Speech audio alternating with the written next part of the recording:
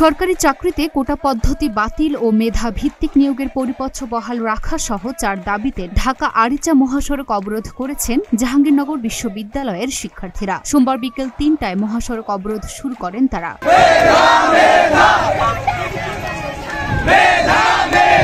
এর আগে বিশ্ববিদ্যালয়ের কেন্দ্রীয় গ্রন্থাগারের সামনে থেকে বৈষম্য বিরোধী ছাত্র আন্দোলনের ব্যানারে বিক্ষোভ মিছিল বের করেন শিক্ষার্থীরা। মিছিলটি বিশ্ববিদ্যালয়ের বিভিন্ন সড়ক ঘুরে প্রধান ফটক সংলগ্ন ঢাকা আরিচা মহাসড়কে গিয়ে শেষ হয়।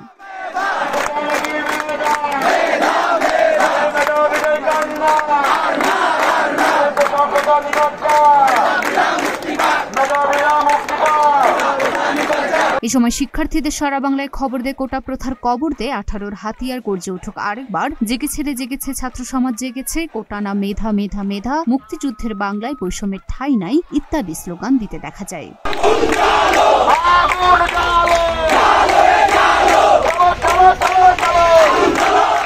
দুনা আফরোজ নিপা, ঢাকা পোস্ট।